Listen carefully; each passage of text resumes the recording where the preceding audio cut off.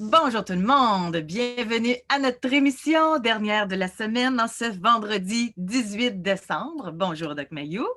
José, chers abonnés, bienvenue en ville. Bienvenue en ville. J'ai déjà dit que, à un moment donné, j'avais déclaré dans je ne sais pas, j'accordais une entrevue ou quelque chose, et j'avais mentionné que Trois-Rivières, c'est un gros village.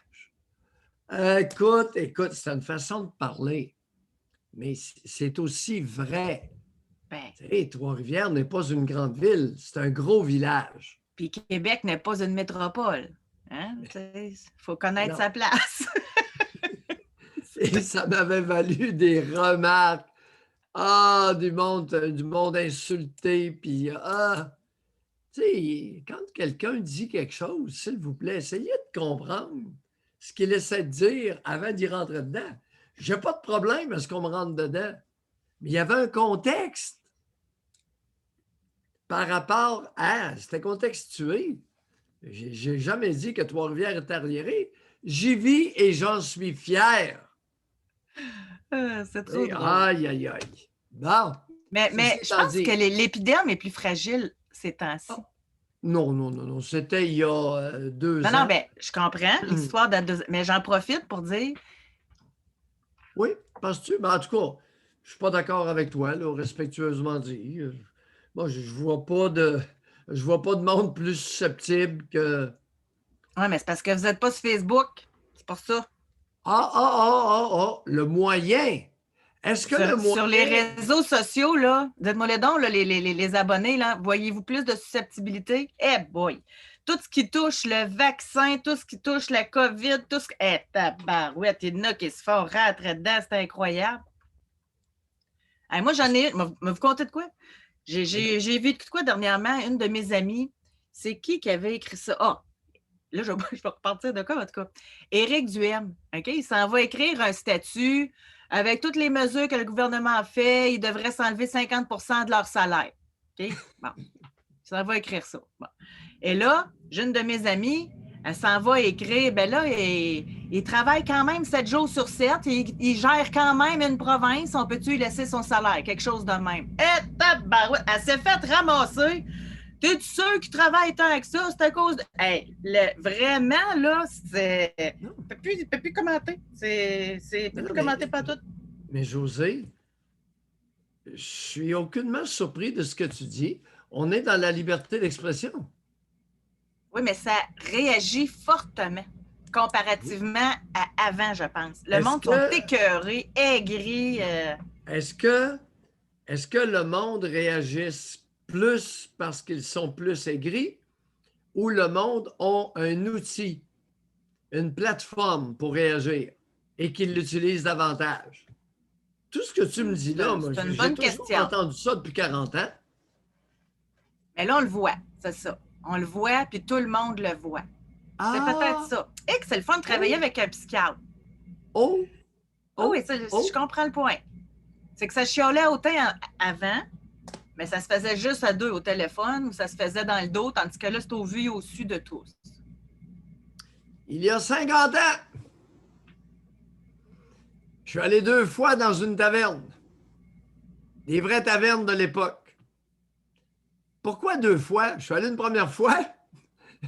Après 2 fois, vous êtes dompté. après la deuxième avec mon chum, qui avait déjà été propriétaire d'une taverne à cette île, j'ai dit non, plus jamais. C'est assez. Vous n'aimiez pas ça, les œufs dans le vinaigre, puis les langues de porc dans le vinaigre? Puis... Et grosse bière! Veux-tu que je t'imite ce que j'ai entendu? Non, c'est écoute. José, ils sont polis, le monde, avec tes gugus. Ils sont polis. Ils sont polis. OK? Il y avait 2 tables de 5 ou 6 personnes. Puis plein de grosses bières au milieu. Et là, t'en avais aux 2 tables, t'en avais 10 qui parlaient tous en même temps. Puis qui parlaient tous la même chose. Le femme. C'était pas bien? La tabarnak! Tu Oh. sais pas ce qu'elle a fait! Puis là, ils parlent tout en même temps, là. La tabarnak puis l'hostie. Puis vous allez venir me vendre la salade que les réseaux sociaux... Non, mais un matin, vous allez me pomper. Vous venez de découvrir comment le Québec s'exprime. José, j'étais là. On a eu assez. Ça, c'était tous des travailleurs. Mais je vois une différence quand même du avant. Des travailleurs dans des grosses compagnies. Oui, je comprends. Mais je reviens là-dessus parce que ça fait quand même, depuis le début de Facebook, que je suis Facebook, là, puis ça parle plus fort. Ça parle plus fort. Ça jase plus fort. Dans les tavernes, il y avait seulement que les hommes. OK? Et là, les femmes pas contentes, en maudit, parce que les gars gaspillaient le paye. Puis il n'y avait pas tout à fait tort.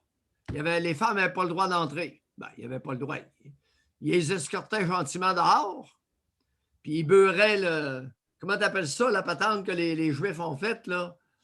Peinturer les fenêtres, là... pour pas que les personnes qui sont dehors voient à l'intérieur, là. Givrer! Fait que là, ils givraient les fenêtres des tavernes pour pas que les conjointes voient, mais ils envoyaient les enfants. Les enfants avaient le droit d'entrer. Là, ils allaient chercher le bonhomme qui était bien chaud après 4 grosses bières. Écoute. Mais là, avec tes forums, tes réseaux sociaux, Facebook, là, c'est les bonnes femmes qui Non. Là, vous parlez à travers votre chapeau. Oh que non, je ne laisserais pas passer celle-là. C'est autant les hommes que les femmes. C'est vraiment, il se passe de quoi? Oui. Oh que oui.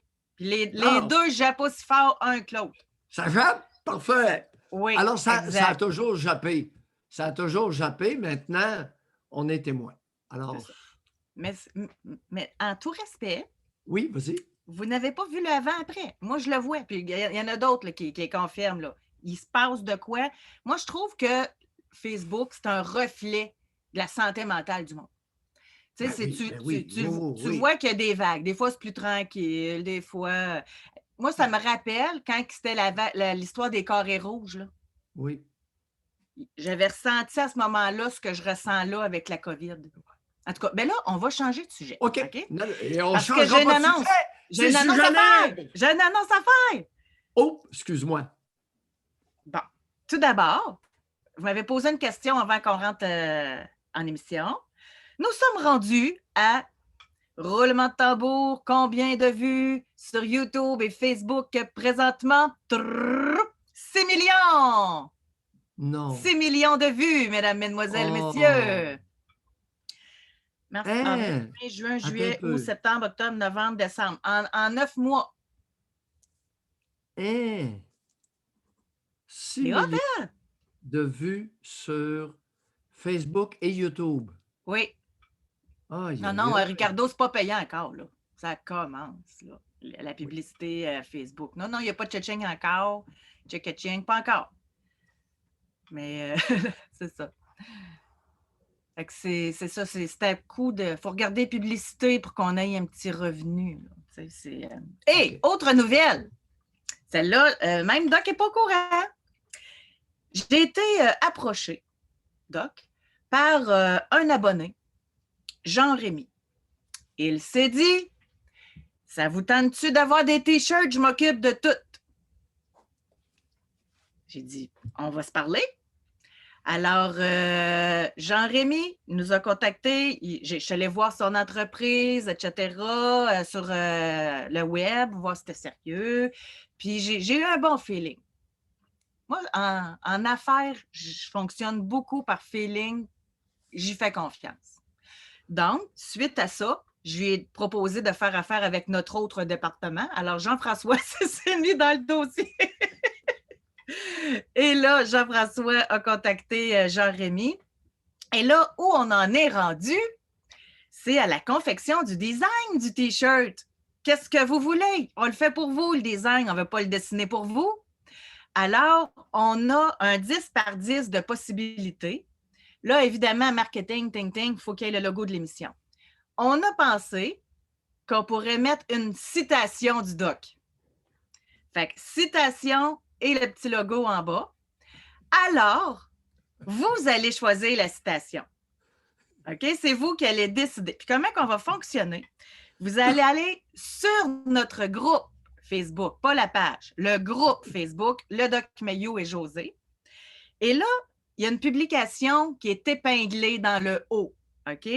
Et c'est quelle phrase du Doc vous reste dans la tête? On est rendu à 499 commentaires.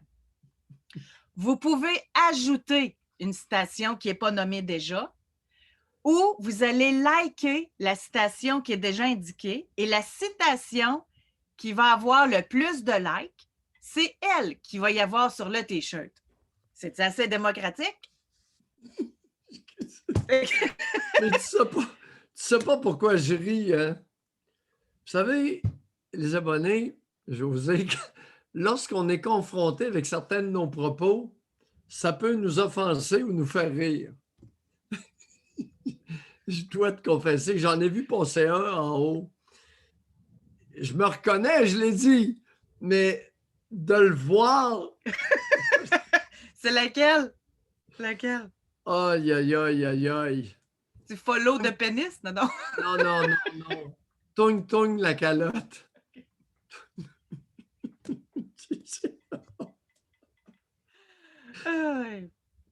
On va commencer par un T-shirt. Moi, je suis ambitieuse, vous le savez. Là. Après ça, ça pourrait être un autre T-shirt avec une autre citation. Je veux pas vous influencer, mais probablement qu'il y en aura plusieurs que j'ai dites qui vont me faire rire. Qu'est-ce que vous voulez? Mais de le voir, de le dire. Ah oui. Chance, puis de le voir. Oui, en tout cas, ça. C'est que moi, ce que je me rappelle, c'est du geste que je fais. Oui, c'est ça. Toing, toing. Allez réfléchir, il est revenu souvent, lui aussi. Ouais. Tout ça existe à des degrés différents. Ben oui. Mais ça serait le fun, tu sais, de quoi de marketing. Oui. C'est ça. Alors, en tout cas, l'abonné qui est sorti, Toing Toing la calotte, là, c'est parce que c'est un commentaire que personne d'autre n'a jamais utilisé. Essayez d'utiliser ce que vous avez entre les deux oreilles. Alors, on va laisser faire les grosses, s'il vous plaît. Là.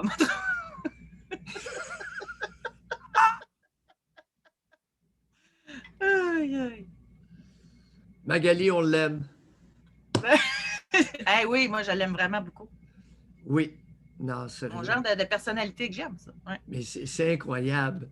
Moi, jamais j'oublierai Magali parce que lorsqu'elle a fait son cours de camionneur, elle est très petite, 5 pieds 1, 5 pieds 2, et il y a des gars qui devaient y pousser dans le derrière pour la grimper au volant de la vanne. Aïe, aïe! 5 et 3, elle vient de marquer ça. Oui, 5 et 3. Mais c'est l'image. Je demeure avec une image dans ma tête. Oui, où j'imagine. Puis les vannes maintenant sont hautes. Écoutez. Mais là, Magali, à cause d'hier, on va se souvenir d'elle que dans les escaliers, il y avait du fun. Mais Magali était prudente. Aïe, aïe. Elle se connaissait, se faisait escorter, et ses escortes féminines l'empoignaient gentiment pour la sortir des bras d'un homme qui venait de se faire frencher par une langue à vide. Aïe, aïe, aïe. Pas juste ça, là. Il vous en manque des petits bouts? Il y en avait plus qu'un dans les escaliers? Oui, mais... C'était au moins 3? Ah oui. Magali, là, c'était avec gentillesse hein, qu'on fait ça. Là. Ben oui. Non. Alors, on est un petit peu de l'air, hein? En ce vendredi, mais j'aime ça. Et j'ai déjà hâte, vous pouvez même commencer, parce que plus vite qu'on va avoir, juste pour terminer sur l'histoire du T-shirt, là, parce que ça, on avait déjà magasiné avant, OK? Puis, moi, mon objectif, c'est que le monde l'achète puis qu'il le porte. Fait que, il faut qu'il soit abordable. Magali nous dit, je ris toute seule dans mon camion. Mais donc, fait que ça prend, et moi, ce qui m'a plu dans la proposition de Jean-Rémy, mais là, on va voir comment ça va aller, puis tout le kit. Mais normalement, c'est un T-shirt que vous pourriez acheter à 20$. Là. Oh oui, c'est pas une fortune. Fait que ça a de l'allure, là. OK? Fait que c'est ça. Fait que aussitôt qu'on va avoir une citation qui se démarque plus que l'autre. Là. On va vous laisser à la fin de semaine. On va passer à la commande, puis vous allez pouvoir commander. Les abonnés, un logo qui punch. Exact. Et le logo, il est déjà là, il existe déjà. Mais c'est la citation, c'est ça, une citation qui punch. Caractéristique. Et par la suite, qui sait? José, une citation portante. Ah oui. N'est-ce pas bien dit? Moi, habituellement, citation, quand ça va avec vous, c'est pas tant portante que provocante. Et si on voit qu'il y a un intérêt, on pourra faire d'autres choses. Une tasse, on ne fera pas de cravate.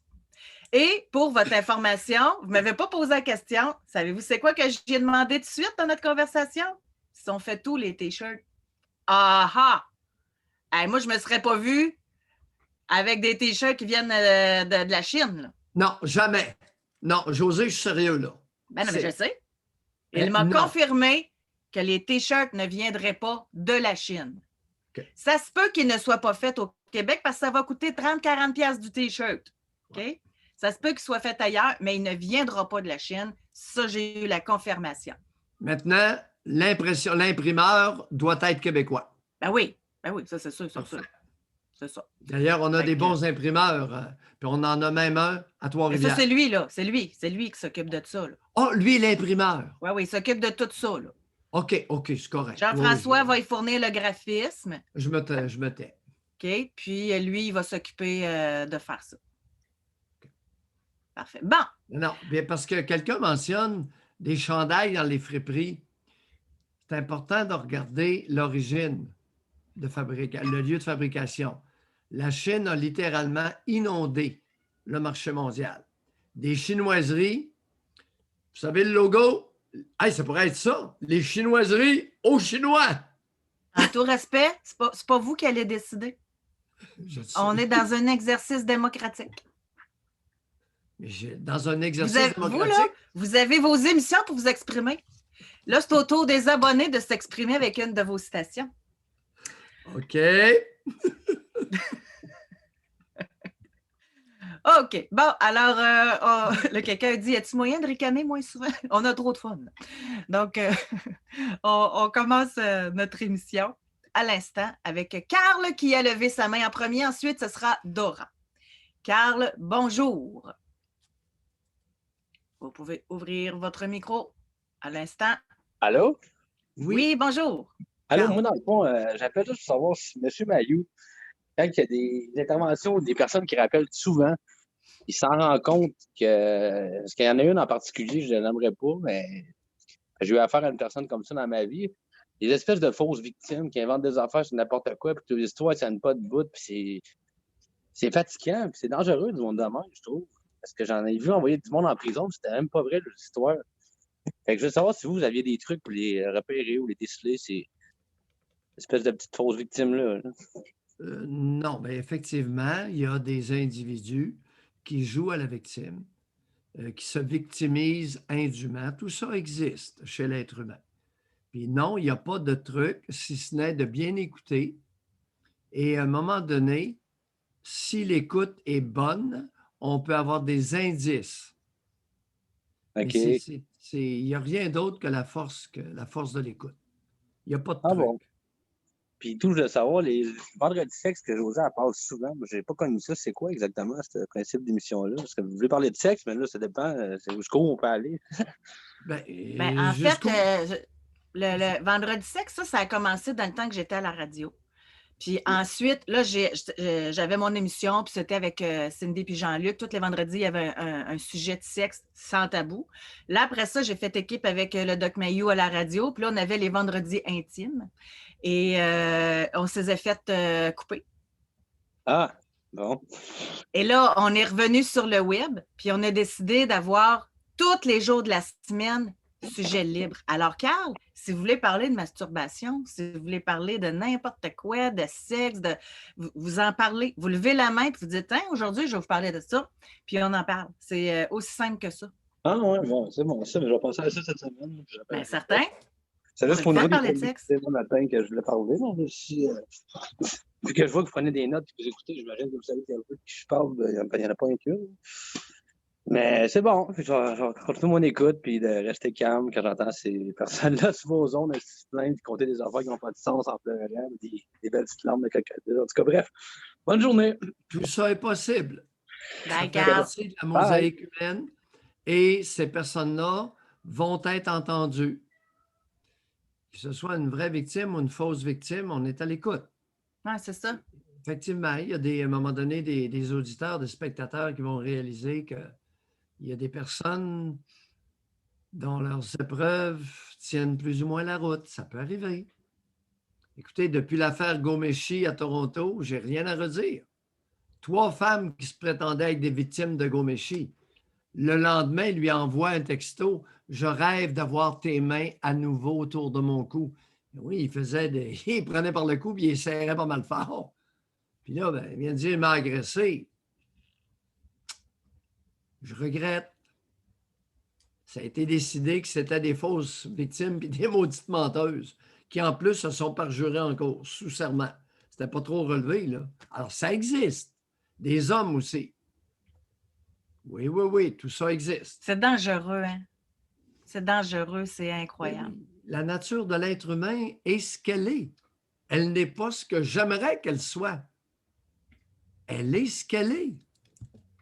Lorsque Mayou parle de la mosaïque humaine, ça veut dire que c'est un ensemble de morceaux, parfois même disparates. Puis ça forme une espèce de mosaïque que vous pouvez ne pas aimer, que vous pouvez aimer comme ça, si on était tous pareils. Est-ce que la mosaïque est moins diverse au Japon que dans d'autres pays et d'autres cultures? C'est possible. Est-ce que tout le monde aime ça? Il n'y a pas grand monde qui se garoche sur le Japon. La Norvège, le plus meilleur pays au monde. Est-ce que vous vous garochez pour migrer là? Non. Pourquoi? Je ne sais pas. La question se pose. Ouais. Avant de poursuivre avec Dora, pour votre information, il nous reste de la place. Nous avons, parce qu'il y a Dora, puis il n'y a pas d'autres mains de lever. Donc, préparez-vous. On a le temps. L'émission, comme d'habitude, jusqu'à midi. Si vous voulez nous parler, ça va être le temps. Là, je reçois des messages en privé, des questions que les gens aimeraient que je vous pose. Levez la main, puis posez votre question. Tu sais, qu'est-ce que Doc pense de ça? Levez la main, puis posez la question, Doc. Il va vous répondre. Comme Carl vient de le faire. C'est ça. Carl vient de le faire. Hey, ça peut-tu être plus libre que ça? C'est trop libre. C'est trop libre. Il y a une espèce de sensation de vide souvent chez beaucoup de personnes face à la liberté de choix et la liberté d'expression. Est-ce que tu savais ça? Ça donne le vertige à beaucoup de Canadiens français, la liberté. Il n'y a pas grand monde qui a traité de ça, hein? Le vertige de la liberté. Ils ont l'impression, ils ont été tellement encadrés, encarcanés, que lorsqu'on enlève les carcans, ils ont l'impression d'être dans le vide, de tomber dans le vide ou d'être dans le vide. Ça pourrait être abordé. Isabelle pose une très bonne question sur le chat et d'ailleurs, j'y ai pensé hier. Ça doit être en lien avec ça, Isabelle aussi, je suis certaine. Là. Elle dit, est-ce que des personnes peuvent déclencher l'appel de d'autres?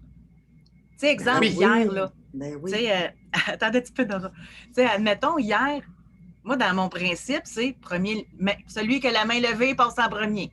Mais là, hier, on était partis comme dans un débat. Puis là, j'aurais aimé ça. Je savais que. Je lis les chats. Je savais qu'il y en a qui voulaient répondre à ça. Mais là, dans ma tête, par éthique, je me disais, hey, elle attend, ça fait une demi-heure. Ouais. Mais là, en même temps, si on veut créer une dynamique, je pense que ça pourrait être intéressant. Ça pourrait donner un autre souffle à l'émission. Un répond à l'autre, l'autre répond. Ça peut être intéressant, ça. Fait qu'on on va l'expérimenter. OK? Si, admettons, il y a un sujet à débat, puis que quelqu'un, vous l'écrivez dans le chat, je veux répondre, parce que moi, je ne sais pas de quoi vous voulez parler quand vous levez la main. OK? Fait que vous écrivez dans le chat, José, j'ai levé la main, c'est pour répondre à Dora. OK? Fait que ça, je vais le savoir qu'il y a un lien, qu'il y a une suite. Fait qu'on va l'essayer. Puis Si ça fonctionne, on restera de même, puis sinon, on s'ajustera. Dora, bonjour et bienvenue dans notre émission. Excuse, José, je pensais pas que vous m'attendiez, Non, mais c'est bien correct. la sortie...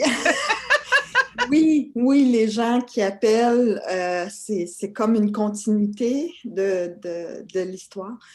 Je suis la vieille de 56 ans qui a appelé l'autre fois.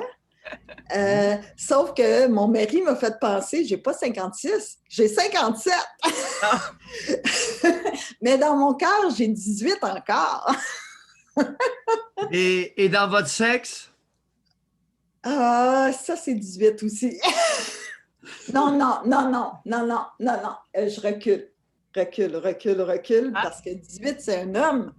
Mais moi, je suis une femme, fait que non, je suis dans mon âge. Ah, dans votre pic? Oui, c'est sûr. Mais, ça. Attends, Dora, ça m'intéresse. Oui. Ça m'intéresse, là. Moi, j'étais à 49, je vais voir comment... Avez-vous la ménopause, tout ça, puis ça n'a pas affecté... Puis ça n'a pas affecté pantoute votre vie sexuelle? Vous avez le pic encore? Oui, j'ai le pic, sauf que mon conjoint, il n'a pas en tout le pic. Mais là, OK, fait que c'est un petit peu plate, ça? Non, c'est pas grave. C'est pas grave pour moi. Il y a d'autres qualités? Ah, il y a super d'autres qualités. Puis en même temps, ben, tu sais, oui, je suis dans mon pic, mais en même temps, c'est pas ma priorité. Puis en même temps, ben, si j'ai le pic, mais j'ai juste à me satisfaire toute seule, personnellement. OK. Puis ça me tente pas d'aller voir ailleurs parce que j'aime beaucoup mon conjoint, je suis heureuse avec.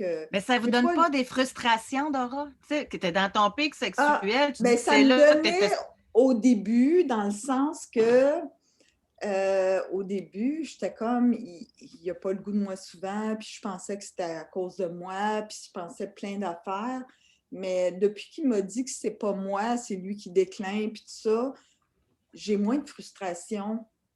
Je me dis, bon, il décline, c'est son âge et tout ça.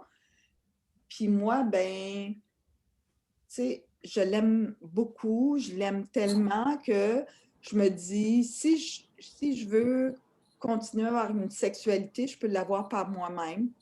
Puis je peux me faire jouir, je jouis tout le temps, moi. À chaque fois qu'on fait l'amour, je jouis. Fait que si je veux vraiment, j'ai juste à me faire jouir moi-même. C'est pas difficile pour moi. Fait que c'est ça. C'est exactement ça. Puis avant de passer à votre sujet, parce que je sais que c'était pas ça, là, mais non. Quand vous dites que c'est votre pic sexuel, ça veut dire que vous masturbez à quelle fréquence à ce moment-là? Pas en ce moment. Je suis pas dedans en ce moment, mais si je veux, je suis capable de je sais que je suis capable de le faire. Je suis capable... Moi, je veux pas aller voir ailleurs. Mon conjoint, pour moi, c'est le summum. On a fêté notre 36e anniversaire de mariage. Puis pour moi, je veux pas aller voir ailleurs. Si je peux pas avoir du plaisir avec lui, je veux pas aller le chercher ailleurs. C'est juste ça. Je sais pas qu'est-ce que Doc Mayou pense de ça, là, mais... Non, le Dr Mayou pense pas rien de ça. Parce que c'est votre choix de vie. Oui, la liberté de choix, c'est exactement ce que vous écrivez. C'est votre choix. Je n'ai pas de commentaire là-dessus. OK, super. Parce que moi, je ne veux pas aller voir ailleurs. Puis, c'est mon conjoint, je veux qu'il me fasse du bien quand il veut. Puis, je le suis dans où ce qui est rendu. Puis, si ça ne me satisfait pas, je me satisferai moi-même, là. J'ai pas de problème avec ça. On a très bien compris. Mais lui, pourquoi il n'est plus là, Dora? Parce qu'il y a de la misère à... il y a de la misère à devenir dur quand que... Tu sais, puis là, je fais tout ce qu'il faut, là. Moi, j'ai toujours été ouverte à plein d'affaires, là. Tu sais, je suis comme... Puis des fois, il réussit pas, mais c'est pas grave. Tu sais, c'est pas dramatique. Pour moi, c'est pas dramatique. Pour moi, la sexualité, c'est aussi l'affection, c'est tout un kit, là. C'est pas juste la sexualité comme telle, là. Tu sais. Puis mon conjoint a le même âge que moi. Là, lui, il a 1 an de plus vieux, 58 ans. Puis là, il me dit tout le temps, des fois, il me dit, tu sais, Dora, c'est pas toi, là. C'est mon vieillissement. Puis aussi, c'est mes bébites. C'est ça qu'il me dit. Puis je suis correcte avec ça si c'est pas de ma faute. Si c'est de ma faute, je vais essayer de m'améliorer. C'est ça que j'ai dit. Mais il me dit, non, c'est pas de ta faute. Tu sais, fait que je sais pas ce que vous pensez, Doc Mayou, là, mais Dora, c'est ça. c'est votre dynamique entre vous deux. Puis moi, ben oui, je veux la sexualité, mais pas à n'importe quel prix puis avec n'importe qui. Oh, oui. OK, je l'aime beaucoup, mon conjoint. Puis je le respecte beaucoup. Puis, Doc Mayou, vous avez dit déjà à un moment donné, tu sais, quand on a de l'admiration pour quelqu'un, là, j'ai beaucoup d'admiration pour mon conjoint. J'ai énormément d'admiration pour mon conjoint. Fait que pour moi, c'est pas une option d'aller voir ailleurs. Avant que vous admiriez autant un autre homme, vous pourriez être très vieille. C'est ça. Je l'admire beaucoup, beaucoup, beaucoup, beaucoup. Énormément. Ouais. Fait que... On n'entend pas ça souvent. Je n'ai pas entendu ça souvent dans ma vie. Une femme de 57 ans qui admire un homme, là. Avec laquelle elle est avec depuis 36 ans. Je vous assure que ça ne court pas les rues. Vous savez... Dans la société québécoise, ça ne court pas les rues. Mais je vous dis, là... Oui. À 36 ans, on a fêté notre 30e anniversaire. Puis, je vous jure, il m'a envoyé une carte, là. Je pleurais. Tu sais, puis j'y ai fait vivre de l'enfer, là. Parce que j'ai fait une dépression, je suis un trouble de personnalité limite, j'ai été alcoolique, j'ai tout fait, là. Puis il est encore là. Puis, mais je sais que j'ai quand même beaucoup fait pour lui aussi, malgré tout. Bon, c'est intéressant comme analyse. Gardez donc. Chers auditeurs, chers spectateurs. Non, mais j'ai fait... Elle a su se rendre utile. Oh, oh! Ouais. J'ai été quand même, malgré tout ça, j'ai été quand même je pense que j'ai été quelqu'un de bien pour lui. Ouais. Et il m'a déjà dit que à un moment donné, on était à côté d'un et l'autre dans le lit, puis il m'avait dit « Tu m'as appris à aimer ». Puis ça m'a fait chaud au cœur. Puis aujourd'hui, c'est comme, je le sais, je l'ai toujours su, puis je le sais encore aujourd'hui, je vais toujours être avec cette personne-là toute ma vie. C'est fou, là, mais je le sens. Non, c'est pas fou du tout. C'est les outardes. C'est les histoires des outardes. Les outardes se perdent pour la vie. Saviez-vous ça? Mais les outardes qu'on voit dans le ciel, là, ben, ils forment un couple et ce couple-là dure pour la vie. Ben, je sais que moi puis lui, c'est comme ça. Contrairement aux canards, les canards s'accouplent. Écoutez, à qui mieux? Alors que chez les volatiles, on regarde les outardes aux côtés, forment des couples. C'est rare que vous envoyez un. Si vous envoyez un seul, il a perdu son partenaire. Excusez-moi, c'est parce que je l'ai trouvé drôle, Alexandre. Il a écrit Calice pendant la chasse, il y en a des malheureux. Oui. Excusez, je l'ai trouvé bonne. Mais c'est drôle parce que c'est grâce à lui que je vous écoute aussi. Puis, tu sais, il y a des défauts quand même, là. Mais, des fois, il me dit « Dora, t'écoutes trop Doc Mayou, là. Arrête, là, 2 minutes, là. » Tu sais, parce que j'ai dit des affaires, puis, tu sais, c'est lui qui m'a fait vous écouter, mais en même temps, regarde, quand ça y touche trop, il est comme « OK, arrête, là, t'écoutes. » Dora, pourquoi vous appelez ce matin?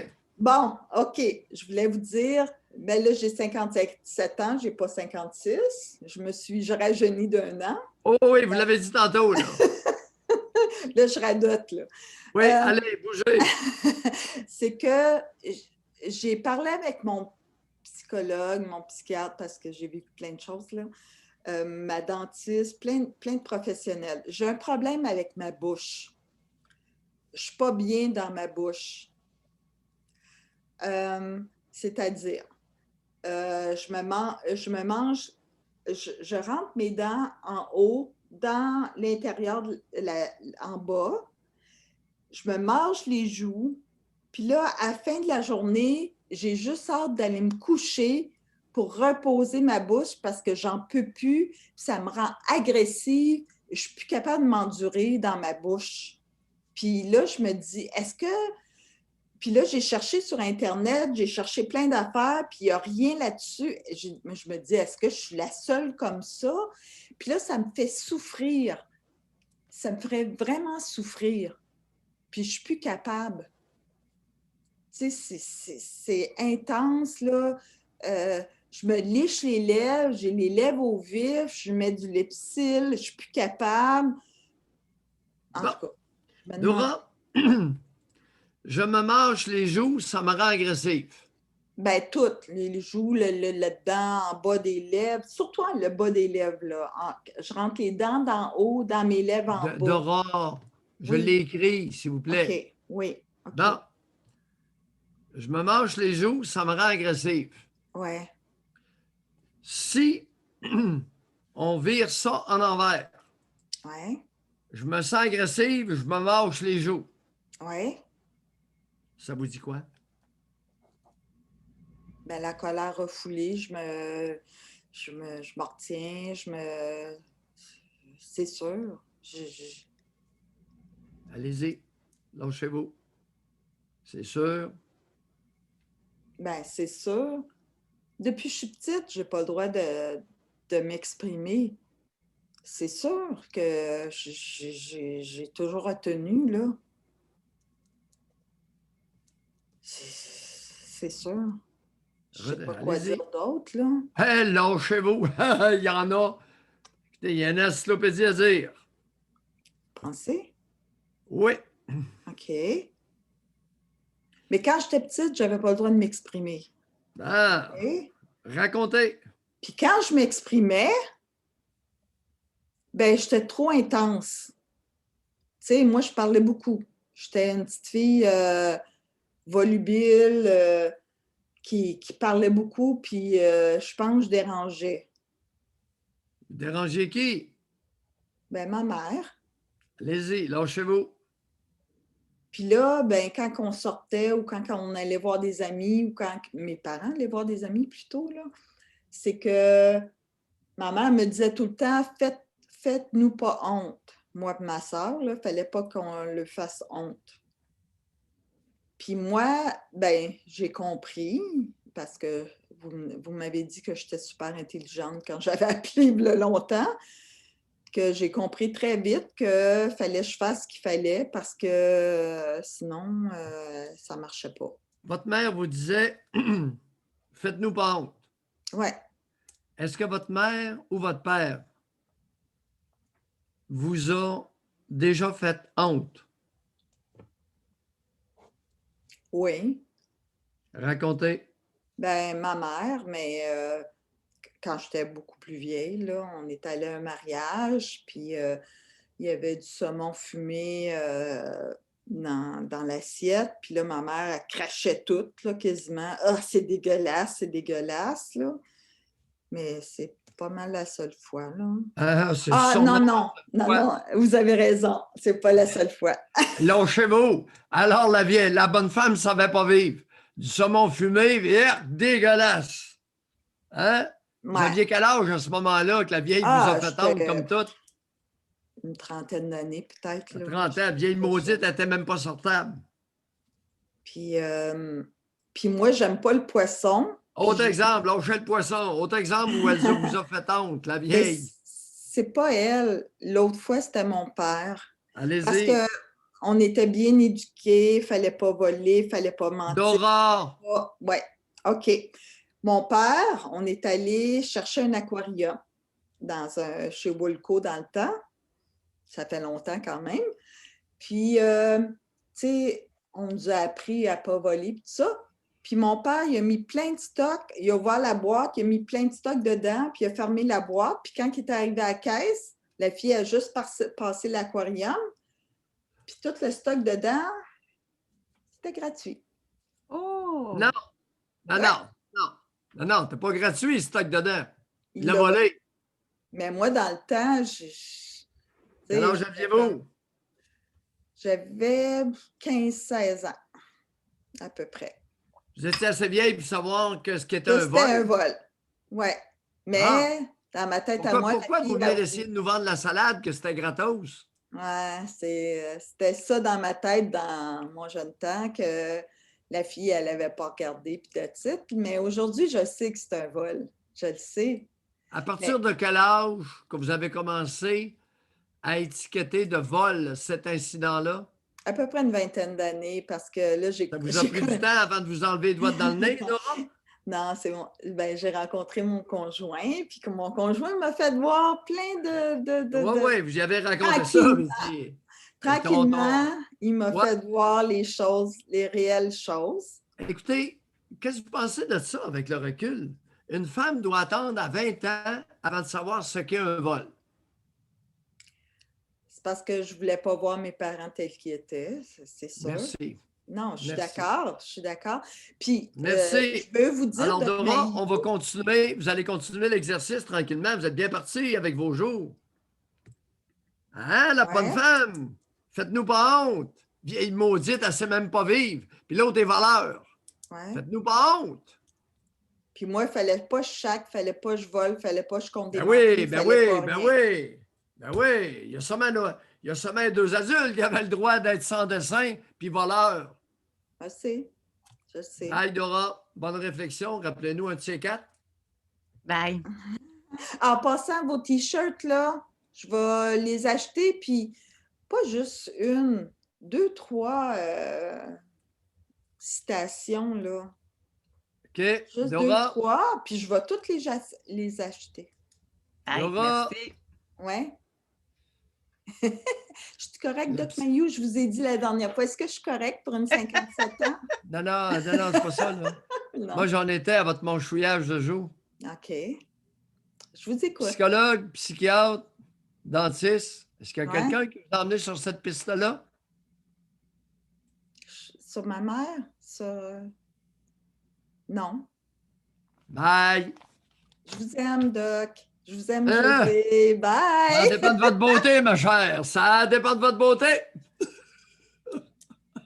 Ah, mais c'est intéressant la réflexion, hein? Ben là, il faut bien que...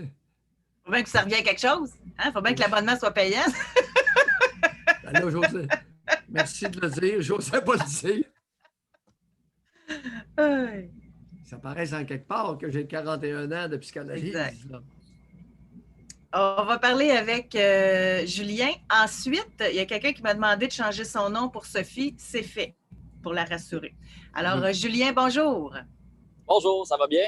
Julien, Moi, j'ai quelques petites questions rapides. C'est moi qui avais appelé la dernière fois, puis j'avais posé des questions sur les mégadoses. oui.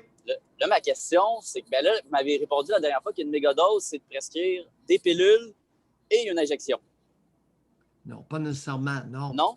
Ça peut être en comprimé, ça peut être l'injection qui est à haut dosage et ça peut être les deux. Alors, il y a OK, si trois c'est les deux. possibilités. Si c'est Pardon? les deux, si c'est Oui. les deux, Oui, est-ce que le patient, il sait qu'il y a eu une injection? ben oui, tout le temps. Je comprends Fait- pas la question, là. Ben, pourquoi on fait une injection et on lui donne aussi en comprimé? Parce que on fait des combinaisons. On donne, par exemple, de l'Invega Sustena ou de la Abilify Maintena, puis on peut donner par la bouche du Zyprexa. Alors, semble-t-il que les combinaisons d'antipsychotiques, selon l'étude de Tionen 2019 qui a été publiée, dont les données originent de la Finlande, mais Tionen est dans une université de Suède. Ça a été sur 68 000 patients psychiatriques. On a découvert que les combinaisons sont supérieures à l'usage d'un seul antipsychotique. Donc, Parfait. 2 ou 3 antipsychotiques pourraient être plus complémentaires et plus efficaces que seulement un. OK, ben c'est ça. Puis ma question, c'était savoir si le patient, il savait qu'il y avait eu une injection. Fait que oui, Ben il le oui, sait. tout le Toujours. temps. Ça Ben serait oui, illégal ben oui. de ne pas y dire. Pardon? Ça serait illégal de ne pas lui dire. Non, mais regardez, c'est Mais une piqûre. comment il peut recevoir, il peut ne pas en être conscient? Si tu te fais injecter de quoi, tu le vois? C'est Ben oui. injecté dans une fesse puis avec une bonne aiguille. Ah oui. Ah oui. T'as mal à la fesse après. Là. Non, Non, pas nécessairement. Non. Non? Non, OK. non. Faut pas partir de babard. Ah, OK. Non, mais c'est parce que moi, OK. j'ai un frère jumeau. Oui, Puis, justement, là, il y a une ordonnance de traitement. oui, Puis, il en reçoit là, des injections.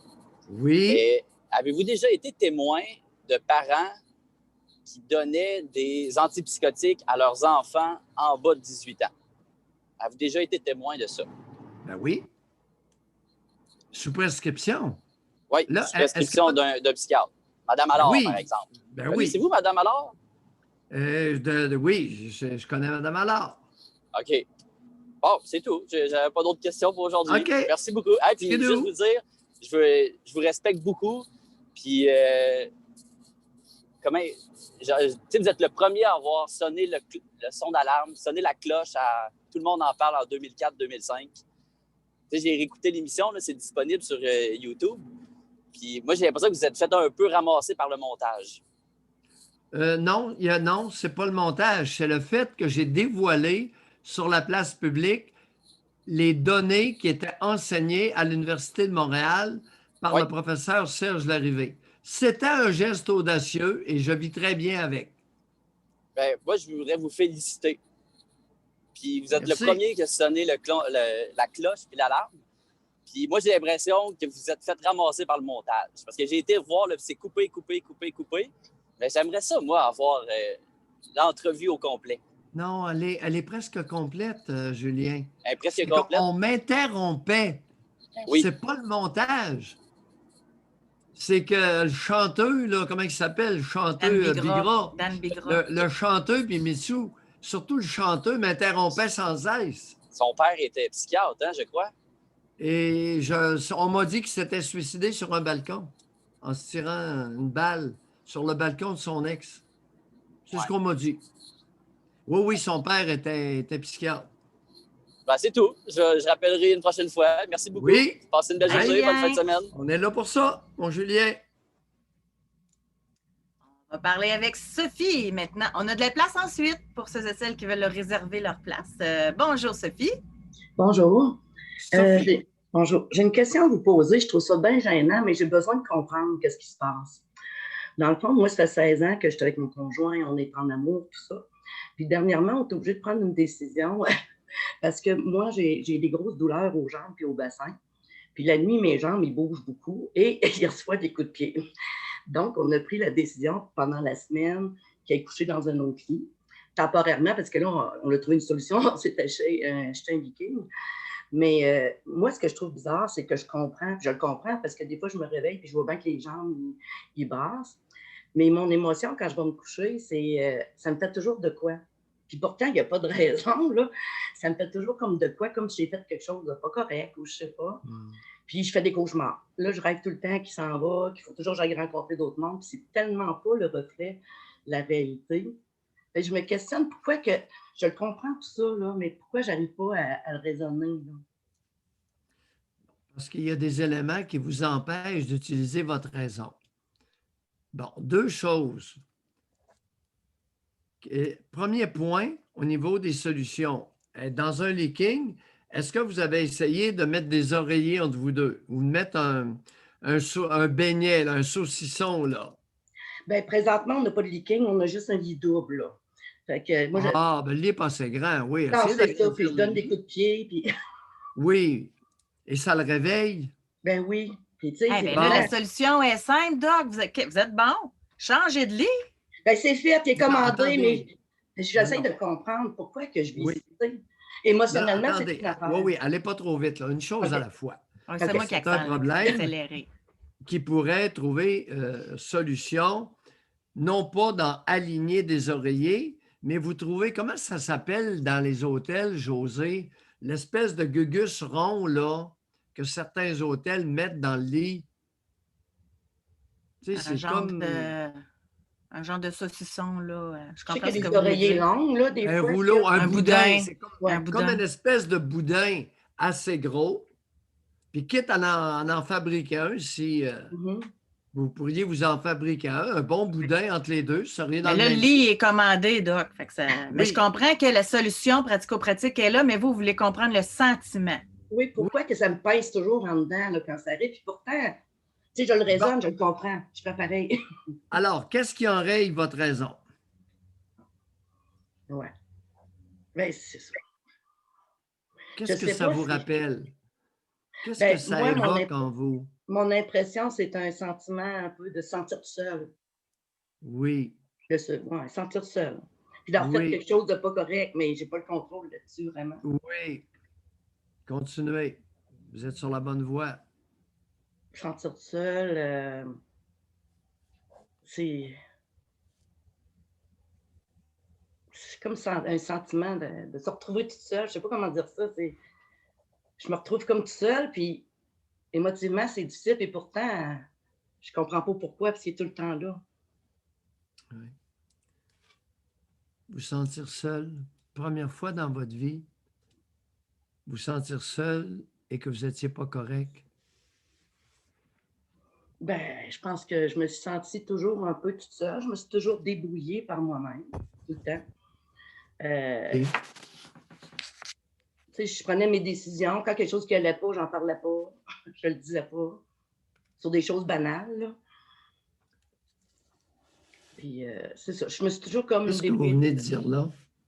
Ben, je disais que je me débrouillais toute seule, que je communiquais pas mes besoins.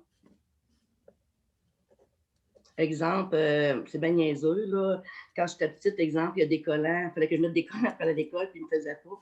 Puis je me suis mise à pleurer, puis ma soeur est venue me voir pour voir qu'est-ce qui se passait. Puis j'ai dit, ah non, tout va bien. Oui, Mais dans le fond, ça attendez un allait petit pas peu. bien. José? J'étais en première Oui. année. Attendez un petit peu, Sophie. Oups. Attends un peu. OK. On vous entend, Doc. Montez le volume sur votre iPad. Montez le volume. Là, ajustez votre... me voyez-vous? OK. Ajustez le volume. Ah. OK, ça ne sera pas long. On a eu des petits problèmes ce matin Voyons. aussi. Attendez un petit M'entendez-vous? OK, ça ne sera pas long. Bon. José, Oui, ma tablette manque de bouillon. OK. Euh, Enlevez vos écouteurs, Oui. puis pluguez votre... non, pas vos écouteurs. Enlevez votre micro, puis pluguez votre à place. oui, c'est ça Branché. que j'ai. Oui, c'est ça que Parfait. je viens de faire, puis je t'entendais pas. OK, là, tout va bien? Non, non, là, j'ai remis mes écouteurs. OK. Mais si vous avez mis vos écouteurs, est-ce que On votre va- tablette est quand même branchée? Non, là, elle n'est plus branchée, mais je vais manquer de OK. jus à un moment donné. Bon, ben on va essayer. On va essayer de quoi? Vous allez enlever vos écouteurs, puis vous allez à la place monter le volume de votre iPad. Ah, c'est le volume qui doit être le problème. OK. Je pense que c'est ça. Attends un petit peu, oui. Oui, je pense que tu as raison, là. Eh boy, c'est la technique. Oui, ça ne sera pas long, là, les amis. C'est pas grave. Donnez-moi une minute, là. Ouch. Bon, OK. Alors, OK. OK. Alors, oui, Là, vous José. m'entendez? Vous m'entendez? Non, attends un peu. Le vol, maudit. Ça va, c'est correct. Le volume, c'est embêtant des fois. C'est ça. Ah. Changer de bouton. 1, 2, Bon. test. 1, 2. José, Oui, ça t'as fonctionne? raison, c'est le volume. Excellent. Bon, OK, allons-y. Je suis plugué, j'ai du jus. Excellent. Alors, Sophie, Oui, sentiment d'être seule oui. Puis, et c'est ça. vous avez rajouté quelque chose que vous deviez vous débrouiller seul? Ben, je communiquais pas mes besoins. Donc, Sophie, je m'excuse encore. Doc, replacer parce qu'on vous voit juste un côté de face. tu oui, peux oui, être C'est juste... OK. Excusez, là, on est prêt jusqu'à la fin. Allez-y, Sophie. Oui. C'est ça. Donc, je ne communiquais pas mes besoins. Je ne sais pas pourquoi, mais il me le demandait. Puis je disais non, c'est correct, mais c'était pas correct. Puis là, je pleurais parce que je n'étais pas capable de mettre des foutus collants ou des choses comme ça. Là, Sophie, réalisez-vous ce que vous venez de dire? Oui. Mais je pense que ma maman n'était pas très près, elle n'était pas maternelle, elle n'était pas présente beaucoup. Ouais, à 3 ans, je communiquais pas mes besoins. À 6 ans, je communiquais pas mes besoins. Donc, je me retrouvais à me débrouiller seul. Ouais. 8 ans, je communiquais pas mes besoins. Je me retrouvais à me débrouiller seul. Qu'est-ce qui n'est pas correct dans ce que je viens de dire? Ben, je ne devais pas faire ça. J'étais un enfant. Je n'aurais pas dû me débrouiller tout seul, poser des questions. Est-ce que c'est à l'enfant de 3 ans, 4 ans, 5 ans de communiquer ses besoins? Non, c'est à la mère d'être au-devant, mais c'était pas ça dans notre famille. Ah, c'est à la mère? Ben oui. D'être au-devant de... Non, non, non. Mais maman n'était pas au-devant, elle n'était pas... Alors là, vous allez nous expliquer comment ça se fait que vous avez essayé de nous vendre la salade, que c'était de votre faute, vous vous retrouviez à vous débrouiller seul parce que vous ne communiquiez pas vos besoins. Comment ça se fait que vous avez essayé de nous enfariner? Ben, je n'ai pas essayé d'enfariner, c'est que j'étais toute seule, puis c'est sûr que... Tu sais, je sais que c'est ma mère qui aurait dû être là, mais elle n'était pas là pour ça. On était une grosse famille, puis je pense qu'elle n'avait pas capacité maternelle de s'occuper de nous autres. Tu sais, c'est pas facile non plus de dire ça, de voir que ta mère ne s'est pas occupée de toi comme tu aurais eu besoin. Mais je me suis toujours... C'est pour ça que je suis plus débrouillarde, mais c'est pas facile à dire. Pas facile de parler de sa mère, hein? Non, c'est pas facile. Vous avez tout à fait raison. Sur ce point-là, vous êtes normal. Ah, c'est bon, ça. Mais c'est ça, je sais que ça part de là. Vous êtes tellement normal que, comme la majorité, particulièrement des femmes, vous n'arriviez pas par vous-même à évaluer avec justesse l'incompétence de votre mère envers vous. OK. Et vous vous êtes même permise de vous blâmer, d'assumer la responsabilité de votre malheur en disant, ben là, je n'étais pas capable de communiquer mes besoins. Il me le demandait. C'est vrai. Mais c'est... Ouais. Vous vous êtes monté un beau bateau. Chère Sophie, quel âge avez-vous? 56. 56 ans. Quel âge a la vieille? Ben, elle est décédée cet été. Bon, oui, j'ai failli dire mot. On l'a entendu. Ouais, comme... Racontez-nous votre réaction à son décès, à ses funérailles. Racontez-nous ça. Oh mon Dieu. C'est sûr qu'on est partagé parce qu'à l'hôpital, elle s'est confiée à moi. Non, non, pas on. OK, ouais. Ben, moi, c'est ça. Oui, c'est sûr que je dois vous dire que la relation avec ma mère n'était pas si fun que ça, là, tu sais. Puis, quand elle rentrait de l'hôpital, pendant un bout de temps, ben là, des fois, c'est pas drôle à dire, mais des fois, je me forçais parce que son attitude était plate.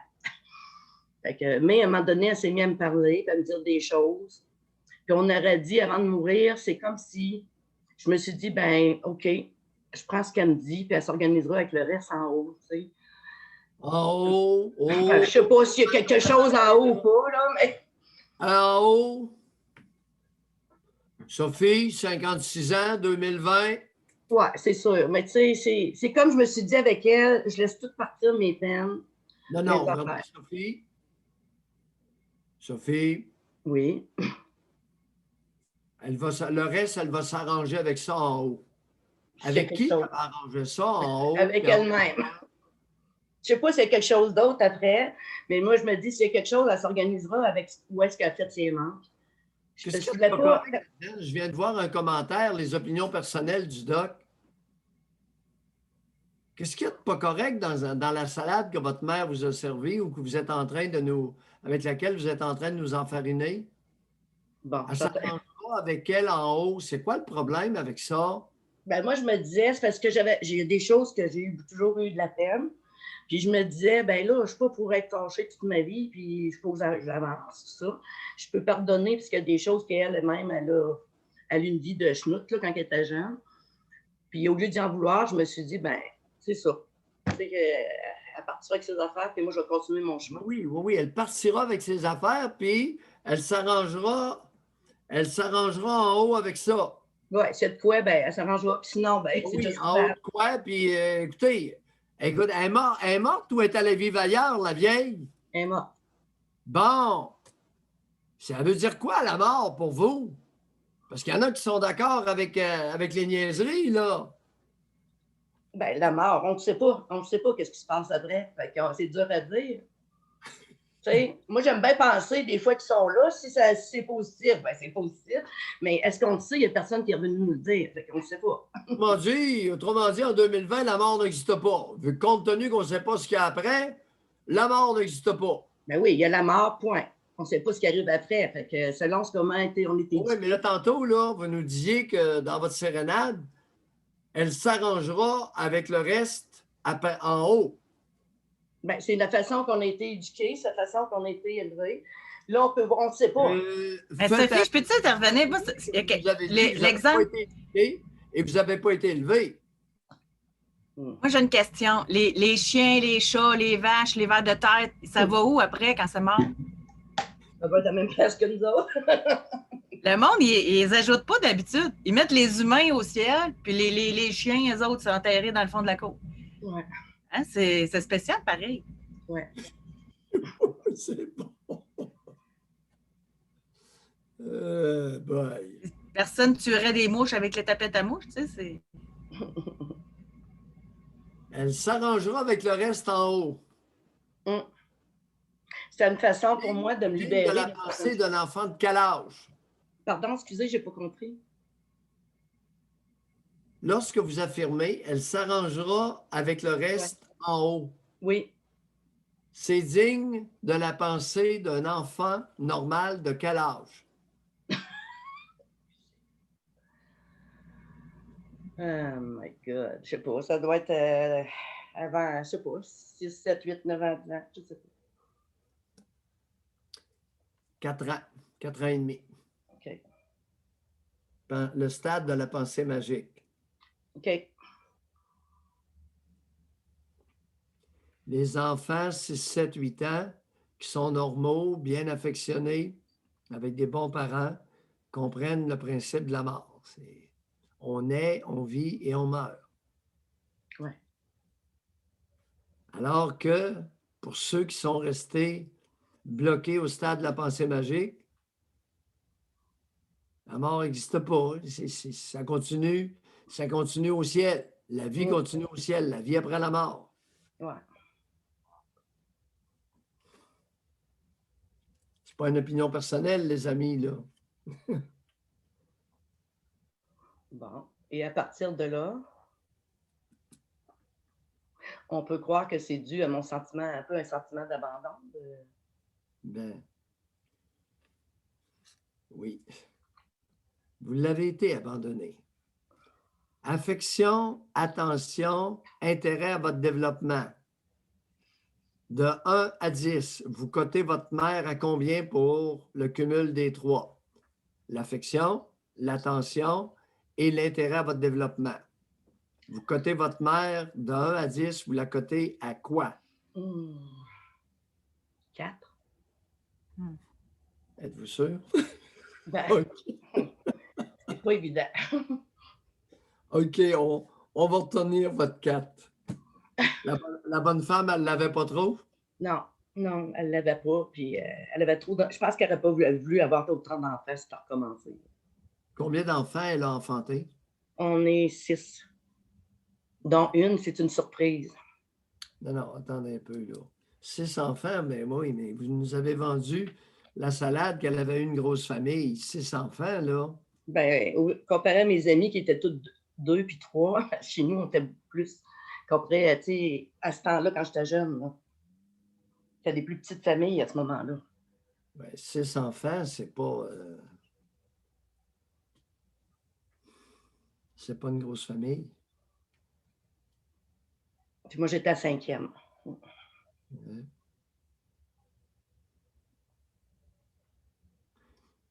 Quelle différence d'âge entre le plus vieux et le plus jeune? Mon Dieu, 18 ans, je crois. 18 ans? Non? Je pense que c'est 18 ans. 60, ouais, 18 ans à peu près. Vous n'êtes pas sérieuse? La plus vieille au plus jeune. La différence entre les deux. Elle n'était pas prévue, la petite dernière. Oui, mais bon, OK. Quelle différence entre la plus vieille et la cinquième? Et C'est vous? moi, 9 ans. 9 ans, 5 enfants? Oui. Alors, lorsque vous êtes né, il y avait quelqu'un qui avait 9 ans. C'était une fille ou un gars? Un gars. Un gars? Ouais. Mais je suis la cinquième. La sixième, c'est ma petite sœur. Ouais. Elle l'a eu, elle était rendue à quel âge lorsqu'elle l'a eu? 42. 42 ans. Ouais. Elle croyait qu'elle était ménopausée? Oui, elle pensait que tout était fini. Ouais. Votre femme, en plus d'être une mère ordinaire, était nounoune. Ouais. Ben, à l'époque, écoutez, vous avez 56 ans quand même. Mhm. Il y a 56 ans, on était où? Ouais, ben, la pilule anticonceptionnelle commençait à se répandre. Oui. Écoutez, le Québec c'était. Vous êtes né en quelle année? 64. Oui, 1964, c'est l'année de la pilule. Moi, C'est je ça. l'appelle l'année de la pilule parce que l'anticonceptionnel a commencé à se répandre pour la peine. Puis il y avait et sont apparus les condoms dans les pharmacies. Oui. Elle a commencé la pilule dans le temps. Oui. Mm. Elle s'est mal renseignée, hein? Oui. Elle s'est mal renseignée ou si le bonhomme, à un moment donné, il l'a pris de force? Non, il n'a pas pris de poids. Je pense que ce qu'il disait, c'est que je pense qu'elle l'avait oublié. Elle n'a oublié qu'elle vit là. Oui. Excellent, Sophie. Mm. Alors, le fait pour votre conjoint d'aller dans un autre lit éveille en vous un traumatisme passé très important, n'est-ce pas? Oui. Excellent, Sophie. On dort là-dessus, on macère. J'essaie de passer. Puis ben, tu sais, je le sais, c'est dû à un traumatisme. Mais à force de le raisonner, comme là, c'est un peu moins dur parce qu'à chaque soir, je me dis franchement, tu sais, c'est. Comment je dirais? Je suis capable de dire franchement, c'est correct, mais. Non, Il y a quelque chose toujours qui est là, qui pèse. Non, je regrette, je ne suis pas d'accord, là. Non. Non, franchement, c'était pas correct. Pas du tout. Non, c'est ça, mais j'essaie de me convaincre le soir pour dire que c'est correct parce que, mais finalement, je sais que c'est pas ça, je fais des cauchemars toute la nuit. Oui.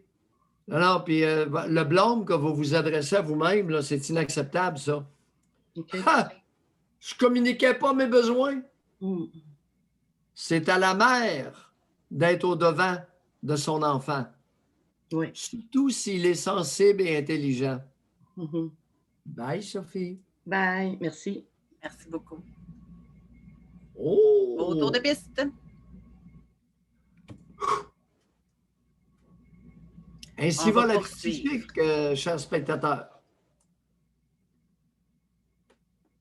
On va parler avec Tancred. Bonjour, Tancred. Oui, bonjour. Tancred. Bon vendredi. Pourriez-vous vous rapprocher un peu de votre micro ou de votre ordi? Ou, Oui, est-ce que c'est mieux, là? Doc? Oui, allons-y, c'est difficile. OK, donnez-moi une seconde. Oui. Mieux? Oui. Oui, OK. Je vous appelle, je voulais l'avis du docteur à propos de la médication. Une couple de fois, je vous entends là-dessus, puis c'est des questions que je me pose par rapport à moi-même parce que j'ai jamais voulu en prendre. Puis j'ai des up and down à toutes les années. Là. J'ai des passes que des fois, je me sens plus dépressif, puis ça fait longtemps que ça dure. Je travaille beaucoup sur moi-même pour comprendre d'où tout ça vient, mais des fois, je me demande si une dépression, est-ce que ça peut être aussi un débalancement chimique dans le cerveau que la médication peut aider? Exact. Ça Je peut. n'en viendrai pas à bout juste avec la thérapie puis l'autocritique. Exact. Ça peut arriver que sur le plan génétique, vous ayez hérité d'un problème neurophysiologique. Ça existe. Maintenant, OK. c'est relativement peu commun. OK. J'en avais parlé à mon thérapeute aussi, puis lui, il me disait, j'ai dit, je veux pas prendre de médication, je pense pas que ça peut m'aider, puis il me disait que, d'après moi, tu joues au docteur, tout ça, tu devrais peut-être te pencher vers ça, mais j'en ai pris un petit peu, mais à toutes les fois, là, je finis par l'acheter dans les toilettes. J'ai jamais aimé ça prendre des médicaments. Tancrède, ça part mal. Votre thérapeute vous accuse de jouer au docteur et vous recommande, alors qu'il n'est pas docteur, de prendre une médication. Est-ce que nous avons bien compris? Oui, exact, parce que lui ne pouvait pas me prescrire directement vu qu'il était seulement, je ne dis pas ça en dénigrant, là, mais il était psychologue et il fallait une ordonnance du médecin. Tancrède, l'individu qui vous accuse de jouer au docteur joue au docteur lui-même alors qu'il ne l'est pas. Oui. Quand même assez particulier, n'est-ce pas? Ben, j'ai trouvé ça ordinaire. Là. Ça n'a pas été long après ça que j'ai coupé les ponts avec ce thérapeute-là. Comment un psychologue peut-il, sans les connaissances minimales, recommander une médication à son client? Ouais, moi, je trouvais que ça faisait pas d'allure. C'est pour ça que je suis pas allé d'avant avec ça. De la médication, j'en ai pris dans des gros downs. Oui, maintenant, loin de moi l'idée de dire que vous avez ou pas besoin de médication. Même si je suis docteur, je ne suis pas devin. Alors, il faudrait qu'un médecin qualifié vous évalue et voit avec vous s'il y a lieu, s'il y a des indications médicales à prendre un traitement quelconque. OK. Mais aussi, c'est parce que je m'en ai fait prescrire récemment parce que des fois, j'ai des épisodes que je fais beaucoup de crises d'angoisse dans mes fins de saison de travail, là, comme récemment. Puis je me suis fait prescrire de quoi pour m'aider à dormir. Puis dès que je reprends le dessus sur mon énergie, j'arrête d'y prendre. Je me demande si c'est pas typique à des personnes que dès qu'ils se sentent bien, ils arrêtent d'apprendre puis ils devraient continuer. Tout est possible, y compris que certaines personnes ont raison de cesser quand ils se sentent mieux. Tout ça est possible. OK. Ben, je me sens pas nécessairement mal depuis que j'ai arrêté. C'est surtout, des fois, quand j'ai des épisodes de crise d'angoisse, puis je peux en faire 10 par jour, back-à-back, puis il faut que je travaille, puis je dors pas de la nuit. J'ai besoin de reprendre le dessus sur mon énergie. Bon, mais quand je me sens bien... En fin de saison, qu'est-ce que vous voulez dire? Expliquez-vous un peu, puis parlez-nous de vos crises d'angoisse. C'est tellement fréquent qu'on n'aura pas le choix que de vous écouter là-dessus. Ben, je suis paysagiste, puis je travaille peut-être 7 à 8 mois par année, là, c'est tout dépendamment. Là, puis, moi, je travaille 7 jours semaine tout le temps. Là, moi, surtout que j'étais en démarrage d'entreprise, là, fait que je me donne beaucoup. Mais des fois, ça implique qu'on se met de côté un peu. Là, pareil comme des cultivateurs là, qui travaillent. Le soleil se lève, je décolle, je reviens chez nous, les enfants sont couchés, puis pas tout le temps de bien manger. Là, fait que l'accumulation de tout, puis le stress relié à ça, parce qu'on a bien des deadlines pour tout sortir avant les premiers à être gelés, parce que là, les gars asphaltent plus, il n'y a plus d'excavation. Je peux livrer tous mes contrats à temps. Écoutez, je vais seulement avoir un commentaire pour vous. J'ai un peu un problème avec ceux qui travaillent tellement fort qu'ils n'ont plus le temps de manger. Ça, là... Non, pas que j'ai pas le temps de manger. C'est que des fois, je m'alimente, je suis beaucoup sur la route, fait que je m'alimente beaucoup. Beaucoup. Je m'alimente dans une chaîne de restaurants parce que j'avais pas prévu m'amener un souper, mais là, j'ai une soumission, mais je vais souper au restaurant, puis je mange plus de cochonneries que d'habitude, parce que l'hiver, je mange pas de restaurant, vraiment. Parce que là, j'ai le temps de m'alimenter chez nous, mais non, je prends le temps de manger, pas le choix, là, c'est tellement physique que je fais que j'ai besoin de gaz. Bon. Maintenant, la qualité.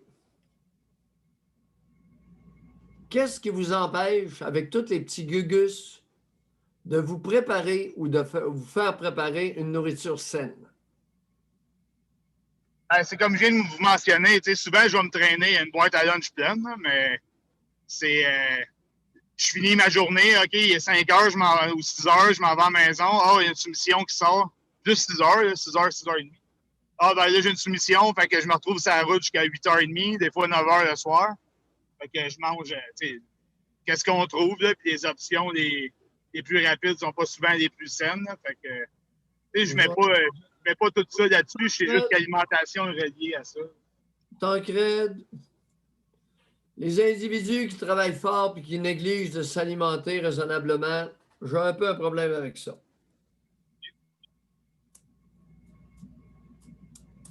Ah, je vous écoute. Il faudra faire attention, là. Planifier un peu mieux vos affaires. Je sais que ça a rapport avec l'angoisse, tu sais, quand je me mets à avoir des crises d'angoisse, je me pose une couple de questions, puis si c'est oui à une de ces questions-là, mais je sais ça vient d'où, fait qu'il faut juste que je me ressente un peu plus moi-même, puis faire attention à racontez, c'est quoi une crise d'angoisse pour vous? moi, j'ai ressenti très physiquement, là, mais c'est... j'ai le cœur là, qui peut monter à 180 battements minute, des sueurs froides, ça mélange dans la mâchoire. Ben, ça me donne des signes comme si j'allais faire crise de cœur, là, mais c'est. J'en ai fait au-dessus de 3000 dans ma vie, peut-être même 4000. Il faudrait que j'arrête de dire 3000 parce que ça fait longtemps que j'ai passé ça, je pense. Puis, c'est très physique. On dirait que c'est une grosse accumulation de stress. Ça arrive surtout dans la nuit quand je me réveille en plein milieu de la nuit. Puis, quand, mettons, j'ai justement, j'ai bu beaucoup trop de café dans la journée. J'ai pas assez bien dormi. J'ai passé la journée à courir puis à mal respirer. Pauvre stupide. Ben oui, respire mal. Fait pitié, ça, cette affaire-là. Tancred, accumulation de stress, dites-vous. Ouais. C'est ça que vous nous dites. Ouais. Hein? Accumulation de stress. Bon. Vous allez nous parler de votre première crise d'angoisse dans votre vie. Vous avez quel âge? Et quand est-ce 16 ans. Pardon? 16 ans. Ah, racontez-nous ça.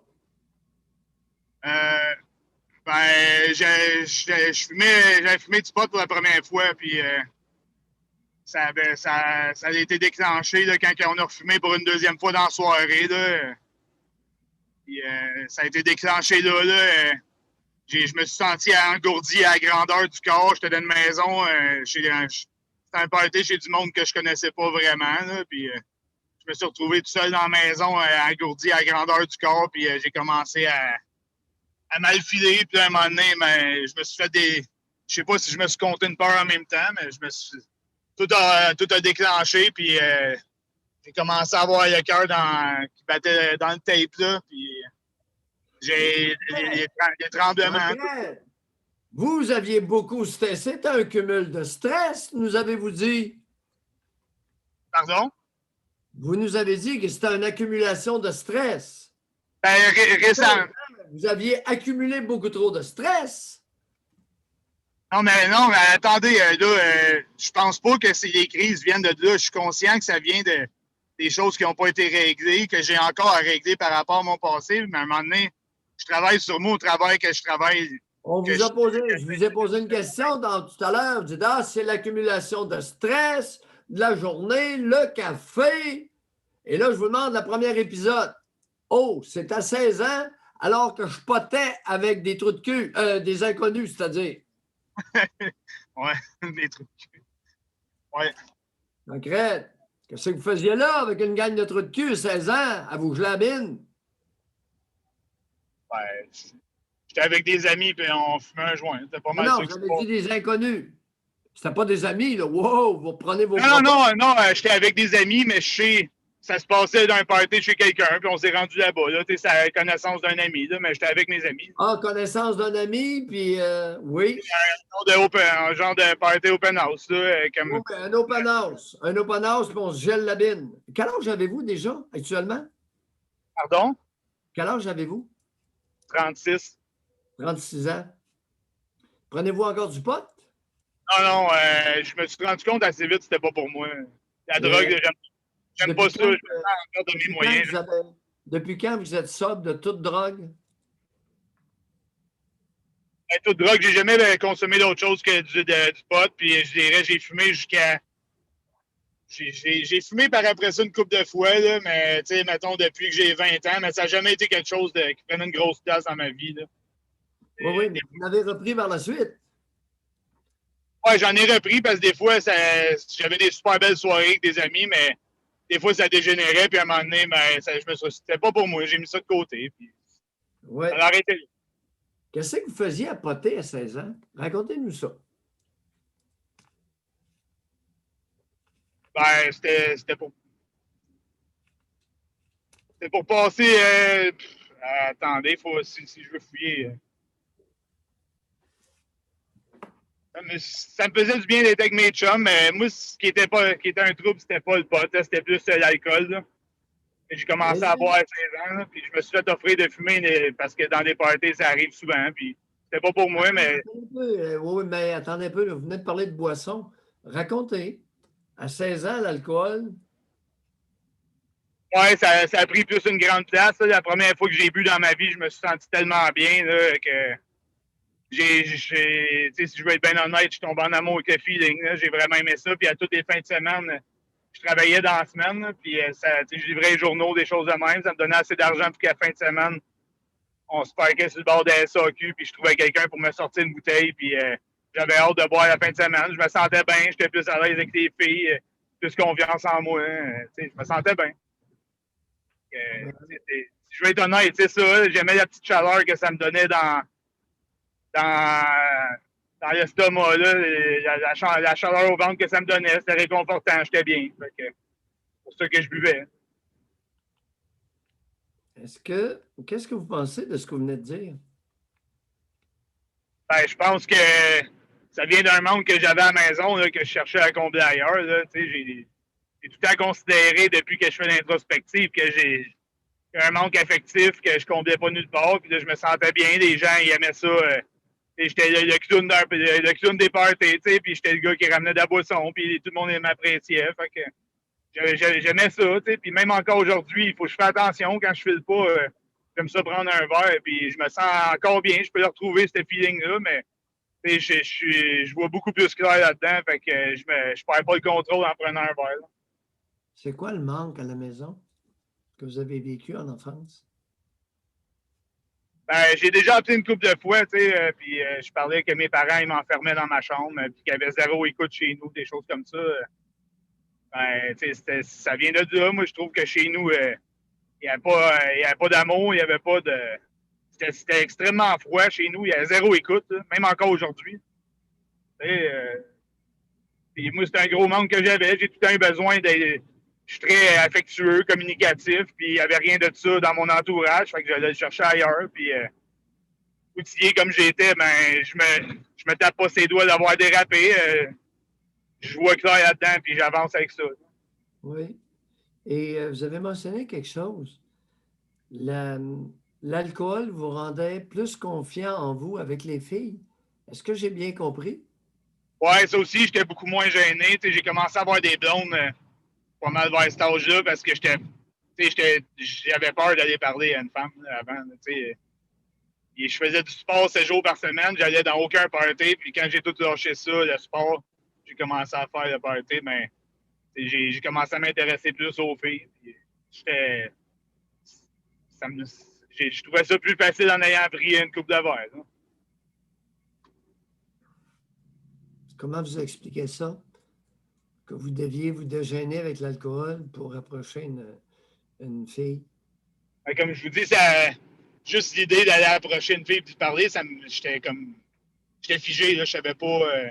C'était la peur du rejet. Ah, c'est ça, quand je pense, c'était la peur du rejet. J'ai lu un ouvrage là-dessus que j'ai trouvé vraiment intéressant, là, puis ça m'a allumé là, d'un docteur Daniel Dufault. Je sais pas si vous connaissez. Là. C'était vraiment intéressant. Ça vous a aidé en quoi, cette lecture-là? Pardon? Ça vous a aidé en quoi? Ben, ça s'appelait la peur du rejet et de l'abandon, puis je me suis rendu compte que les sujets là-dedans qui étaient décrits, c'était moi. Je voulais pas être repoussé, je voulais pas être. La peur de l'abandon aussi, jeune. Là, je dis que j'ai ressenti ma vraie crise d'angoisse à 16 ans, mais je pense que j'en ai fait plus jeune je viens pas à bout de mettre le doigt si ce n'était vraiment, mais jeune, j'avais des crises de... J'avais des crises de larmes, en tout cas, quand mes parents me laissaient tout seul dans l'auto, je pensais qu'ils allaient me laisser là puis jamais revenir. Je pouvais pas être dans un ascenseur parce que je me sentais enfermé puis je paniquais dans un ascenseur. J'avais des phobies comme ça qui étaient tout le temps balayées du revers de la main chez nous. Puis, où ce que mes parents auraient dû voir quelque chose, ça aurait dû lever un drapeau, tu sais. Parce que mes enfants, mettons qu'il m'arriverait avec un problème comme ça, ben, ça me lèverait un drapeau puis j'irais plus loin là-dedans. Ça serait pas balayé du revers de la main. Moi, je pense qu'ils ont... À partir de quel âge la crise de larmes dans l'auto? Si je me souviens, peut-être 8 ans à peu près. Je me souviens l'épisode que j'ai eu le plus peur, c'est à 11 ans chez l'orthodontiste. Là. Dans le temps, c'était pas ce que c'était aujourd'hui. Puis j'avais la tête serrée dans une machine avec la bouche remplie de plâtre dans un moule. Puis ça descend jusque dans la gorge. Puis il y a des caméras qui tournent autour de la tête. Là. C'était vraiment pas comme c'était aujourd'hui. Puis je paniquais bien raide là-dedans. Puis au lieu d'avoir du réconfort, j'ai juste eu une punition. T'sais. C'est-à-dire? Ben, que j'étais pas du monde, fait qu'on n'ira pas manger au restaurant, on s'en va à la maison, puis tu vas aller réfléchir dans ta chambre. Comme que c'était le cas à toutes les semaines. Là, t'sais. Oui. Qui? Aller réfléchir à quoi, tu sais? Non, qui? Ben, mes deux parents étaient là. Fait que je vais dire les deux miens parce que souvent vous dites qui plus que l'autre, mais je trouve que mes parents étaient très bons pour se liguer ensemble, puis que quand c'était des sermons, c'était une phrase un, une phrase l'autre, puis les deux t'écrasent en te sermonnant. J'ai jamais trouvé que c'était un plus que l'autre. J'y ai bien pensé à ça. Là. Je dis pas ça sur le fly comme ça. Vous allez chez l'orthodontiste, les deux parents sont là. Ben oui, parce que... Mon père, est-ce qu'il travaillait? Oui, à son compte, puis ma mère était à la maison. Fait que, tu sais, sinon, ils étaient souvent ensemble, mais dès que lui, il était pas... Il travaillait à l'extérieur, il fallait qu'il prenne l'avion puis qu'il aille aux États-Unis, souvent. Alors, vous aviez besoin de deux parents pour vous accompagner chez l'orthodontiste? Je pense pas que j'en avais besoin. Je pense juste qu'il était venu cette fois-là. Sinon, c'était souvent ma mère quand mon père était pas là, mais cette fois-là, c'était mes deux parents. OK. Et vous vous rappelez qu'ils ont eu honte de leur fils? Je pense que oui, mais tu sais, je trouvais ça incontrôlable, jeune. Même comme je vous disais dans l'auto, j'ai voyé partir d'un magasin, puis je pensais qu'il allait m'abandonner, tu sais. Puis je viens d'allumer sur quelque chose en même temps, que je sais pas si ça a rapport, je vais réfléchir à ça. Mais... Allez-y. Sur quoi vous avez allumé? Mes parents, ils ont un enfant très, très, très malade, puis ils l'ont placé. Puis je me demande si ça n'aurait pas rapport quand j'ai vu ça jeune, que je pensais que j'allais me faire abandonner moi aussi, tu sais. Je viens juste d'allumer à la lumière. Ça me rentre dedans, là. Fait que... Racontez. Ben, ma mère, elle a eu la rubéole pendant qu'elle était enceinte, puis son fils, il a eu mon frère, il a eu des malformations congénitales graves. Fait qu'ils l'ont placé dans une famille à Drummondville qui s'occupe d'une quinzaine d'autres enfants comme ça, qui sont subventionnés. T'sais, puis il était supposé pas se rendre à 15 ans. Là, aujourd'hui, j'ai eu une vidéo de lui l'hiver passé. T'sais, on a des vidéos, mais il ne sait pas qu'on existe, il ne sait pas qu'on est sa famille, parce que mes parents pensent que ça y bénéficierait à rien. Fait que, là, ils l'ont placé, mais peut-être que jeune, aujourd'hui, je le vois rationnellement, mais jeune, je me suis fait des peurs avec ça, ou c'était fondé. Vous aviez quel âge lorsque votre frère a été placé? 5 ans. Mes parents l'ont gardé 2 ans, mais il faisait des crises d'asthme, il pouvait en mourir. Puis mon père, après avoir été en panique à l'hôpital, il avait fallu qu'il chauffe à contresens sur le pont Mercier, en tout cas. Là. Grosse histoire, il dit plus jamais, là, on peut pas vivre de même, fait qu'ils l'ont placé. Il aurait fallu avoir un infirmier à la maison en tout temps, puis c'était un cas trop lourd. Là, oui. Mais je viens juste d'allumer là-dessus, là. Que je me disais peut-être qu'à peur d'abandon vient de ça. Il est encore en vie? Il est rendu à quel âge? Là, il a 31. Puis il a l'air heureux, il a l'air d'avoir une belle vie là-bas, il s'en occupe très bien. Fait que plus que qu'est-ce que mes parents auraient pu faire, parce qu'il fallait un hôpital à la maison pratiquement. Là, il fallait une chambre d'hôpital avec un respirateur artificiel et des choses comme ça là, pour quand il est en méga crise. Mais en tout cas, je viens juste d'allumer là-dessus, je me suis parqué sur le bord de la route, là, puis je viens d'allumer là-dessus. Je vous parlais que la peur d'abandon, ça venait peut-être de là, parce que je les ai vus faire, puis jeunes. Des fois, on rationalise moins qu'à notre âge. Peut-être que ça viendrait de là. Intéressant. Ouais. Tancred? Je vais penser à ça, je vais vous rappeler, là, parce que ça m'a rendu émotif d'un coup. Là. Émotif. Ben, juste, j'ai réalisé ça, puis comme je vous l'ai dit, il a fallu que je me parque sur le bord de la route. Là. Puis là, je suis bien émotif présentement. Là. Fait que, puis d'habitude, je suis pas quelqu'un qui l'est facilement. Pas par fierté, juste parce que je suis pas très émotif à la base. En tout cas, ça sort pas. En étant plus vous-même, peut-être ferez-vous moins de crises d'angoisse? Ben, je m'en rends compte de ça. Là. Comme je vous disais, là, quand je vous dis que je suis bien stressé, tout ça, c'est que ça l'aide pas à me sentir bien. Stressé, mal nourri, tout ça. Mais je sais que la cause vient pas de là. T'sais. Je fais bien d'introspective, puis je fais bien des lectures, des choses. Puis quand je lis là-dessus. Pardon? Mais moi, ce qui me chicote encore, c'est 16 ans dans le pot. Avez-vous des enfants? Ouais. Ils ont quel âge? 10 puis 4. 10 ans, garçon, fille? Un garçon. Il a 4 ans, une petite fille.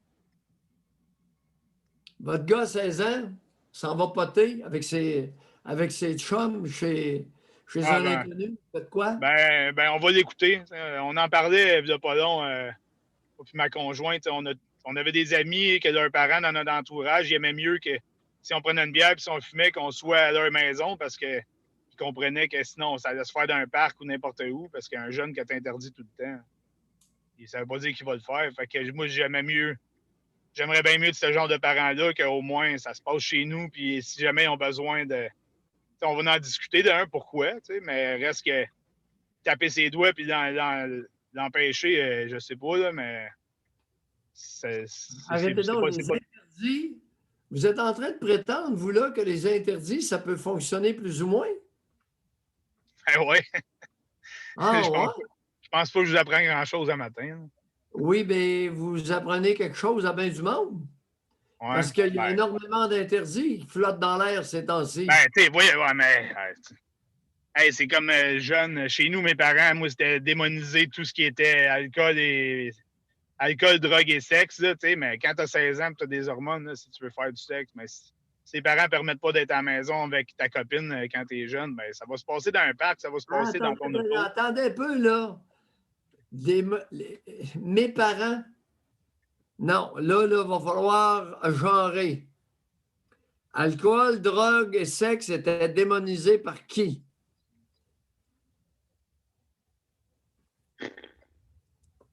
Il va falloir que je vous réfléchisse là-dessus, parce que j'ai beaucoup pensé à ça avant de vous appeler. T'sais, qui là-dedans, mais je pense. Alcool, drogue et sexe. Qui?